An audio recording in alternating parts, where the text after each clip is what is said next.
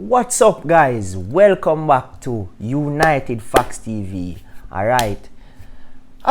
Before I proceed with what today's video is about, I have to apologize to you guys because it's been quite a while. Alright? Very long. Too long. The channel has been very inactive. Now, I want to put a stop to that.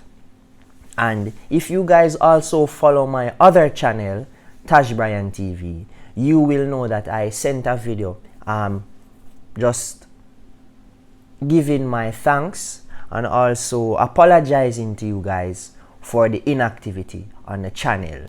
So I'm also doing this quickly in this intro. Now let's proceed with what today's video is about. Now at this time, by the time I'm recording this, you know, we have signed what, 3 players. It was Mason Mount, Andre Onana, and we have confirmed the deal of Rasmus Højlund.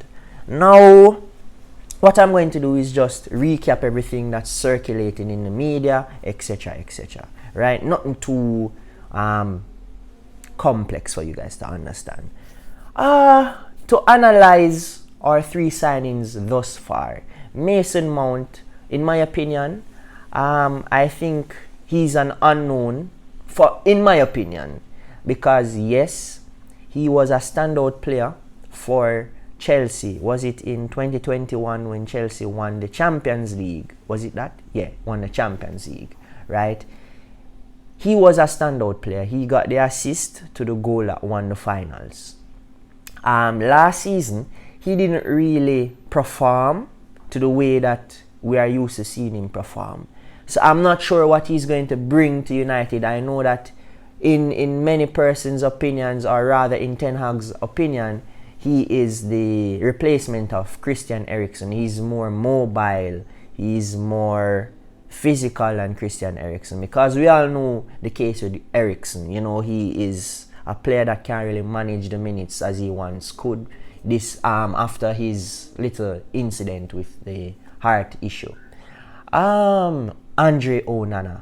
Now, you guys have heard me voice my opinion about the fact that David De Gea is no longer a Manchester United player. Now, for me, I didn't think a goalkeeper was the priority signing for this season, because I think that money could be budgeted for more key players. But it seems to me that Ten Hag prioritized the keeper, or the style of keeper that he wanted, because, you know, if you really look at it, a keeper that plays the modern style, a Ten Hag-based style of football, is really crucial to the team. And yes, I had the opinion that, look, it is not the priority now, but looking at the few games that he played for United, it looks what is yet to come from Andre Onana. I know that he may not be as good of a shot stopper as David De Gea, but he's a good goalkeeper in the whole shot stopping and positioning and all of that. Because if you watch his games over the years for Ajax and Inter Milan, you see his quality. Also, what for me stood out was his sweeper keeper ability, right? It is a very contrasting difference between him and David De Gea, right? I can see what we can expect from him. We can see, you know, less pressure on our center backs, you know, in order to play a deeper line. He is now pushing up the defenders closer to the midfielders, and we can see the sort of difference that he brings to the team. Now, the third signing is Rasmus Højlund. Now, a lot of rival fans, they are criticizing, saying that this is another Darwin Núñez coming to the Premier League. Now, for me, I would like to see what Darwin Núñez will do this season. But we all know that a lot of players who are coming from foreign leagues, separate from the English Premier League, a lot of times they need an adjustment period in order to, you know, get used to the league, get used to the strenuous schedule and all of those stuff. But looking at Rasmus Højlund's profile, I could understand why Erik ten Hag wanted to get Rasmus Højlund. Yes, we can also say that it is as a result of us not having sufficient funding to buy the Hurricanes of and the what his name is, Victor Osimhen's of the world, but we can understand why he chose Rasmus Højlund. And I can say, my manager, based on the signings he has made recently, there is not much I can say that he has done wrong with his signings. Most, if not all of his signings have been, key crucial players for Manchester United thus far. But let me just quickly give my sort of opinion and quick analysis of Rasmus Højlund before we close off the video. I must say that the profile, he's a forward that presses. He's a defender. He's the first point of defense. If you watch how he plays for Atalanta, yes, rival fans, yes, media can say he's not a goal scorer in the sense that he's not banging in 20 to 30 goals a season. Yes, we know this. But remember the style of play that Ten Hag demands, pressing from the front, possession-based football. He's a striker that presses, right? Also, if you look at his other attributes, you can clearly see why he's favored by Erik ten Hag. These attributes include he's physical. We see how strong he is holding off defenders in the Serie A, right? He's also quick. He's also clocked a sub-11 clocking in a 100-meter dash. That is a very good thing to achieve as a footballer, right? So we can see that he adds pace up front as well. Now, he's a target man. Yes, he scored 9 goals last season in the Serie A.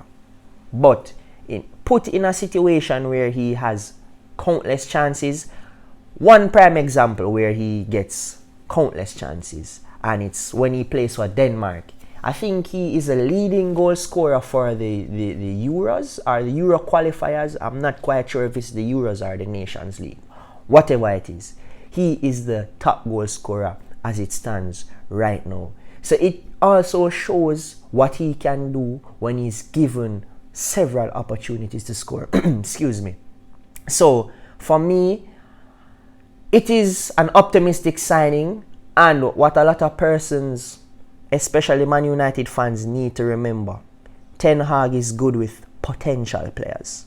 And what I mean by potential players is if you look at his track record at Ajax and at his clubs before Ajax, he's very good with players who needs development, right? We don't only have a coach that looks for finished products. I have said this in the past that the sort of signings Manchester United needs to start making is like what the Borussia Dortmunds, the Brightons, and all of those clubs make. Players that have the potential to be great but are not yet there. You understand? So, yes, the price tag for me is also a little bit too much, but if Rasmus Højlund can become a very important player for years to come, I think the money we paid is quite worth it. Right?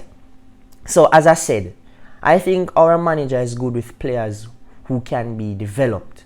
So we should also remember that it's not just that he's a good tactical mind, right? He's also good with potential.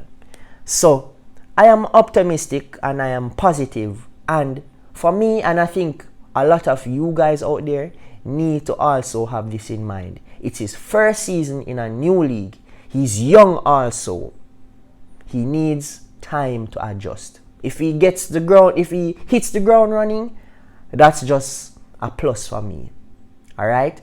But Manchester United fans like myself, be patient with Rasmus Højlund. Don't be like when we signed Harry Maguire, and that's a story for another day. Alright, guys?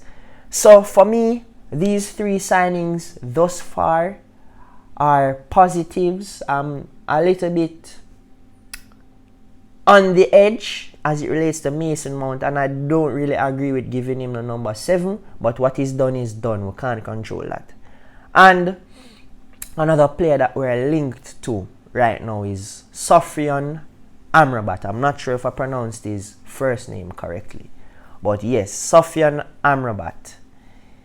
For me, I think he is a rotational player with Casemiro, right? Because we clearly saw the deficiencies the team had when Casemiro was out for suspension, right? So we need a player who can come in and either continue that role or, you know, sort of keep the ship steady until Casemiro is back in the team. I think also a benefit to Sofyan Amrabat in the team is that he can also play alongside Casemiro when we need to play teams that are, you know, more astute in possession than we are.